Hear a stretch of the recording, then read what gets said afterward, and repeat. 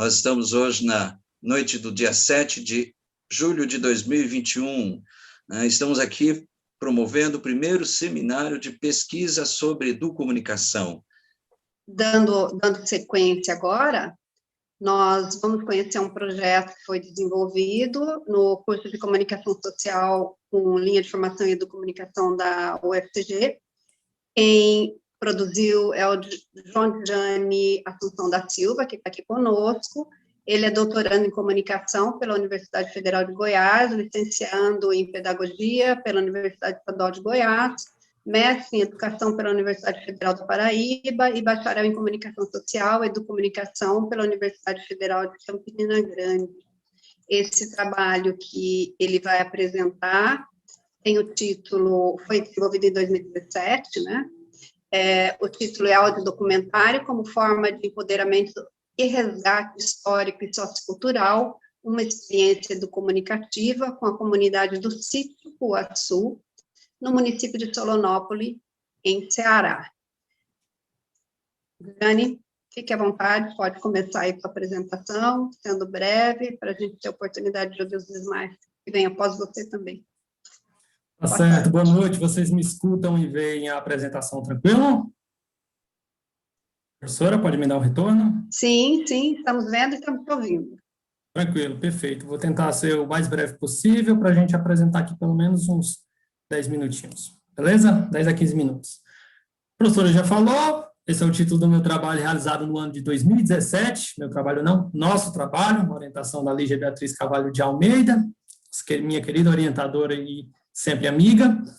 E antes de começar a apresentação, gostaria de dizer que, como a Lígia já passou o perfil, são conceitos que eu tinha em 2017, então é um trabalho de graduação e que foi um processo de formação que deu o pontapé para iniciar a minha carreira acadêmica e a minha carreira profissional no trabalho da comunicação, educação e educomunicação. Então, muitas das coisas que eu possa apresentar aqui talvez não estejam tão bem alinhadas como deveriam estar para o momento atual da minha maturidade acadêmica, mas a gente tem que entender que esse é um processo de formação, um processo de construção que vem sendo construído ao longo do tempo. Tranquilo? Deixa eu passar o slide aqui. Contextualizando a pesquisa, ela foi realizada no Sítio Cuaçu. Sítio Cuaçu é uma comunidade rural localizada em São José de Solonópolis, que é um dos 6 distritos que compõem a área territorial do município de Solonópolis, ou seja, uma zona bem rural no interior do Ceará, que é onde eu moro, onde eu morei, na verdade, onde os meus pais moram até hoje, mas onde eu morei até 2010, e localizado no sertão do estado do Ceará, como já falei, a cerca de 275 quilômetros da capital Fortaleza. É bem ali no coração do mapa do Ceará. À época, a população, em 2017, era em torno de 48 habitantes, dividido entre 25 moradias, ou seja, um local realmente rural e pequeno. As pessoas do Sítio Cuaçu nascem e crescem, isso até hoje, em contato direto com a natureza e sobrevivem como a maioria da população de Solonópolis, por meio da agricultura, pecuária e dos pequenos comércios. Esse é o contexto do Sítio Cuaçu, contexto de geolocalização, geográfico. Vocês podem ver pelo mapa que é uma pequena comunidade. Então, trata-se de um projeto que foi desenvolvido na educação não formal. A gente teve o Gabriel com seu excelente projeto aí na educação formal, e agora a gente traz uma perspectiva da educação não formal. Só um momentinho. Apareceu uma notificação aqui. Voltando. Até meados de 2014, esse Sítio Cuaçu, ele mantinha um acesso à informação concentrada em sua grande maioria pela mídia comercial hegemônica, representada na figura do rádio e principalmente na televisão aberta analógica. Esse era o contexto de informação e comunicação que a gente tinha até 2014, como é ainda até hoje na maioria dos sítios que estão localizados na zona rural. Claro, agora a gente tem um grande acréscimo, que é a internet, banda larga, chegando por lá. Por que eu falo banda larga? Porque até hoje a gente não tem comunicação de dispositivos móveis via antena de celular no Sítio Cuaçu, por incrível que pareça. O sinal da área de celular ele é muito disperso e as operadoras ainda não chegaram. Então, a gente só tem pontos de acesso que começaram a se implantar no sítio a partir de 2014. Uma casa ali, outra casa ali. Hoje, praticamente, todas as casas têm. Com a chegada dessa internet, por volta do fim deste mesmo ano, que é o de 2014, houve um despertar de interesse da população pelo uso das tecnologias digitais da informação e da comunicação, as TDICs. E quando eu falo TDICs, eu Me dirijo ao computador, ao smartphone, ao celular e aos tablets, principalmente entre as crianças e jovens. Ou seja, chegou uma internet lá numa casa, depois de outra casa, e isso começou a ser difundido rapidamente, porque a gente começou a ter acesso aos dispositivos móveis, principalmente o smartphone.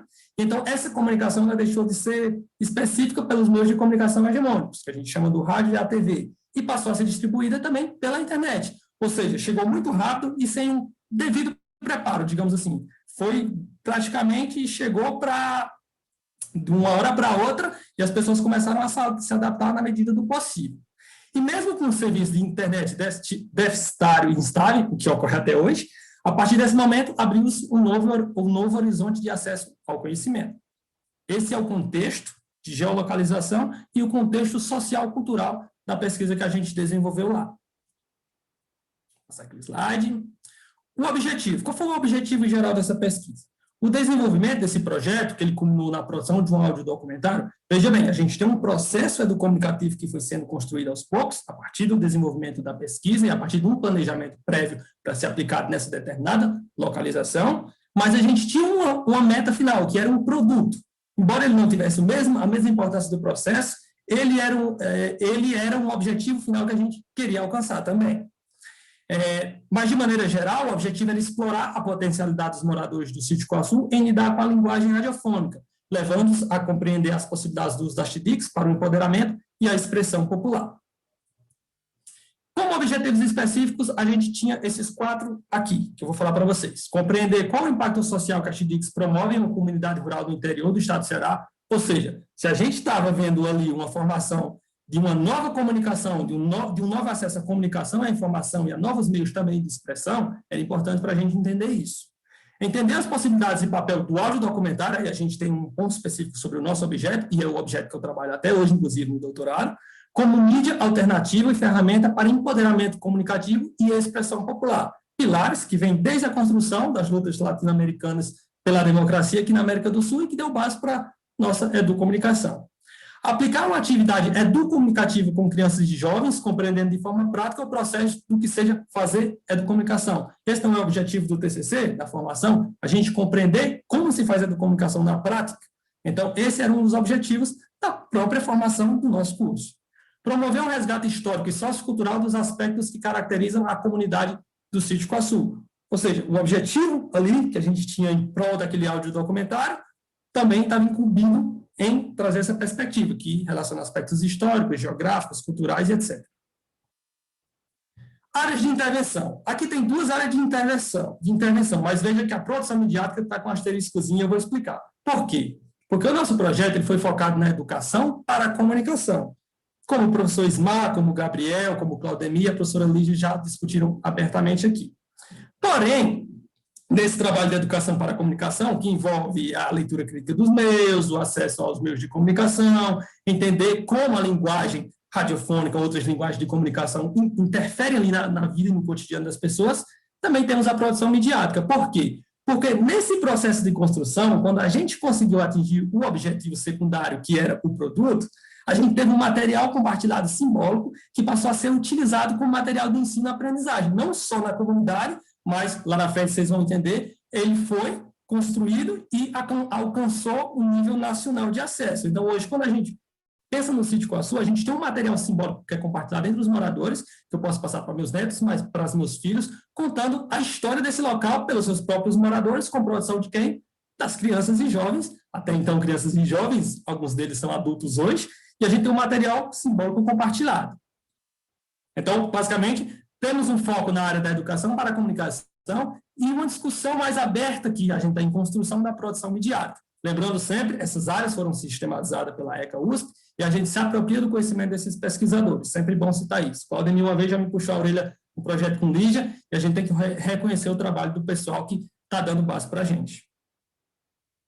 Voltando aqui, os aspectos metodológicos de forma geral. Lembrando, gente, eu estou pulando a parte bibliográfica porque o objetivo aqui é o foco da intervenção social. O que a gente quer pensar aqui e mostrar para vocês é como a educomunicação funcionou na prática a partir da pesquisa, do ensino e da extensão. Por isso que eu pulei um pouco do referencial, mas basicamente a gente está trazendo como se deu a prática, tá? Na pesquisa lá, se vocês tiverem acesso depois, vocês vão poder ver direitinho qual for o referencial. Mas, basicamente, são os nossos professores que estão aqui. Orientando-se pela proposta educomunicativa, comunicação dialógica, afetiva e democrática, pela pesquisa bibliográfica e análise do ambiente de aplicação, ficou estabelecido como metodologia de ação para o projeto a elaboração de uma oficina. Ela ficou dividida em 2 encontros de 4 horas, realizados aos sábados do mês de abril de 2017. Pela pouca experiência e pelo trabalho que a gente tinha ali na comunidade, pensou-se uma oficina dividida em 2 encontros. Parece pouco, mas por eu ser da comunidade, por eu estar ali numa pesquisa praticamente participante, eu tinha conhecimento das pessoas que estavam ali, então esse trabalho não foi realizado só em 2 oficinas. O foco dele foi as 2 oficinas, o treinamento técnico, prático e de parte de apropriação da linguagem radiofônica e da linguagem também do jornalismo que a gente precisou para se apropriar das técnicas com as crianças e jovens, foi difundido um foco, obviamente, na oficina, mas a gente teve outros espaços antes da oficina, no planejamento de sensibilização, de contato com os pais, de contato com as crianças, e pós-produção, no momento de divulgação do documentário e todas as coisas que a gente teve após isso. E, claro, entre as oficinas, a gente sempre tinha outros trabalhos que eu vou explicar também mais à frente. Rapidinho aqui, para não tomar muito tempo, a oficina foi desenvolvida com participação de 15 crianças e jovens com idade de 4 a 19 anos, sendo 9 meninas e 6 meninos jovens. Ou seja, é um projeto, digamos assim, que, por tratar-se da educação formal, a gente teve a liberdade de ser multisseriado. Ou seja, várias pessoas que, embora estivessem na educação formal lá no distrito, trabalhando na escola em séries diferentes, tem um vínculo de social, por estar contribuindo dentro daquela mesma comunidade, por ser um local de espaço de socialização deles. Então, a gente teve essa liberdade de trazer essas pessoas de diferentes idades. Foi baseado em pré-produção, que também inclui a sensibilização, o contato com os pais, o contato com as crianças, o contato com o local de aplicação, o espaço geográfico todo pensado para ser trabalhado numa prática de educação não formal. A produção em si, que a construção dos aspectos dentro de uma lógica comunicativa democrática de relação entre iguais, de apropriação dos conteúdos da linguagem radiofônica, a gente está trabalhando com código documentário, e da própria utilização dos dispositivos móveis, celulares, smartphones, tablets, etc. E a pós-produção, que é a etapa basicamente a etapa de edição, montagem do produto, que é a etapa que foi um pouco mais puramente técnica, e, claro, a etapa de compartilhamento e divulgação para toda a comunidade. Nessas oficinas, a gente buscou basicamente o quê? A possibilidade de se apoderar das TDICs para experimentar sua linguagem, claro, e oferecer novos significados para sua utilização, para além daquele de mero acesso às redes sociais que a gente teve bem no início de 2014, o boom da internet, digamos assim, no Sítio Quaçu. Dinâmicas de interação e gestão participativa, ou seja, comunicação ali dialógica, numa relação entre as pessoas, não necessariamente por utilização do material tecnológico, mas uma relação da própria comunicação em si. Exercícios, da prática jornalística voltada para as técnicas básicas de construção de um audiodocumentário, a partir dos dispositivos móveis. Por quê? Porque as crianças precisam entender como funciona a linguagem radiofônica e precisam saber como construir esse produto. Dinâmicas de sensibilização e despertar de um olhar crítico acerca dos conteúdos midiáticos expostos pelos meios de comunicação, especificamente para entender como são aplicados os recursos sonoros em produtos audiovisuais e radiofônicos. Ou seja, a gente trabalha com linguagem radiofônica, a gente trabalha com sensorialidade, com sentimento, com imaginação. Então, nessas oficinas, a gente sempre tinha o contato mais puramente técnico com a linguagem, narração, roteiro, script, mas também a gente tinha os momentos de sensibilização, que era o momento de oficinas de atividades para refletir sobre imaginação. Então a gente utilizava audiolivros, audiocontos, a gente trabalhou também com produtos audiovisuais mostrando a importância da linguagem sonora, ou seja, o audiovisual e a linguagem sonora, qual a importância entre esses dois e como se sobrepõe uma em determinada a outra em determinado contexto específico, claro. E é isso. Aqui, importante destacar, já passando aqui para uma fase final para mostrar algumas fotos da oficina, a gente tem o processo e o produto, como eu já falei, trabalhado no nosso projeto. O processo de produção, claro, foi mais importante que o produto, pois fundamentou-se primeiramente na concepção de despertar nas pessoas uma reflexão crítica sobre si mesmo e o seu entorno social. E quando eu falo pessoas, não é só os participantes diretamente da produção do audiodocumentário, mas as pessoas que estavam ao seu redor participando, seja como ouvintes, seja como pessoas que tiveram que foram entrevistadas, sejam os pais das crianças e jovens que, durante a semana, recebiam esse material, que produziam com eles atividades que a gente combinava durante as oficinas, como entrevistar. A gente criava uma listinha, por exemplo, de perguntas que as crianças deviam falar para os seus pais, para os seus avós, ou por pessoas que eles queriam entrevistar, por conta própria. Depois eles enviavam isso via WhatsApp ou diretamente no computador do outro dia da oficina, ou iriam na minha própria casa, ou ia na deles, e a gente juntava isso para depois ter o produto. Adiantando aqui, o audiodocumentário, portanto, foi uma ferramenta para atingirmos nossos objetivos, uma vez que compreendemos os meios de comunicação como ferramentas fundamentais para o desenvolvimento individual e comunitário. Ou seja, a gente tem a tecnologia como um alcance da comunicação para ampliar nossos processos de comunicação, mas ela em si não é o nosso foco quando a gente trabalha com a educomunicação. Quando a gente trabalha com leitura crítica dos meios, educação midiática, alfabetização midiática, enfim, educação para a comunicação, temos a concepção de praticamente de leitura dos meios, mas quando a gente parte do processo educomunicativo como um todo, a gente tem a comunicação em si, as relações ou a construção do nosso ecossistema comunicativo ou educomunicativo, como costuma falar a Sartori, pesquisadora, e a gente tem todo esse processo, produto, que fique bem claro para você. Vamos lá para finalizar aqui. Algumas fotos do primeiro dia de oficina, vocês podem ver algumas práticas aqui mais teóricas, mostrando como funciona a linguagem radiofônica para essas crianças, para esses jovens. A gente tem trabalho com desenho, trabalho com escrita. Depois a gente tem experimentação da linguagem radiofônica mesmo na prática, de sons de objetos, sons de animais. Como é uma comunidade rural, a gente tem acesso sempre ao universo do Mais 2 rural. minutos, João, por favor. Tranquilo, Claudemir? Beleza, estou vendo aqui no meu tempinho. Vamos lá, finalizar aqui. Algumas outras fotos do segundo dia de oficina, que a gente tem trabalho com mímica, tem trabalho também com sensorialidade. Fotos específicas dos momentos de entrevista, alguns em que eu participei, outros com os próprios alunos.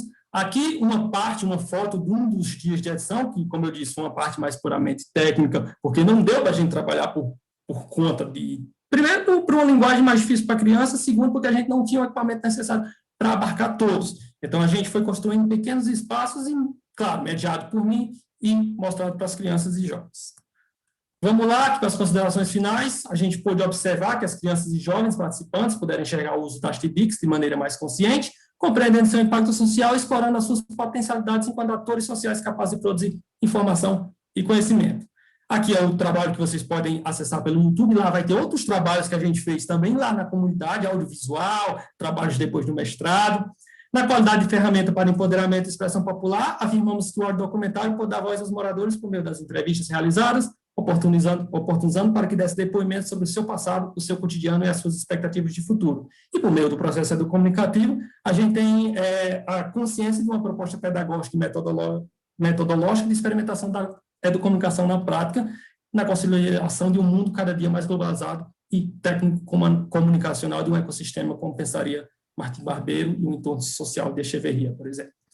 Aqui uma foto significativa de um dos dias de exibição, os tiozinhos lá da nossa comunidade pararam todos para escutar. Tem muita gente do outro lado da foto, mas a gente pegou essa porque é uma imagem semioticamente, digamos assim, usando esse termo, que eu nem sei se existe, mas muito, muito intensa para nós. E é isso. E para finalizar, o produto, ele conseguiu ser campeão dos prêmios de comunicação da CNBB, e a partir daí, dessa premiação de nível nacional, que teve divulgação na TV Aparecida, que teve divulgação na Canção Nova, que a gente foi ao vivo para Aparecida receber o prêmio, a gente difundiu isso para vários locais. No Lab 101, lá da Freicaneca do Pernambuco, matérias no Ceará, matérias na Paraíba, e passou a ser um produto muito didático e material simbólico compartilhado entre essa comunidade. É isso aí, pessoal. Muito obrigado. Gostaria de agradecer a todos os professores e, principalmente, Claudemir e Lígia, a comunidade do Sítio Coaçu, que eu sempre me arrepio quando falo deles, porque é o meu local de origem e é o local onde a gente trabalhou essas práticas. Tranquilo? É isso aí. Tive que ser breve, mas faz parte. Jane, eu já falei isso um monte de vezes, mas parabéns, né? Esse teu amor pela tua comunidade é muito bonito, essa tua entrega. Olha aí o microfone. E a menção Nora Stang, que foram os 2 prêmios que a gente ganhou.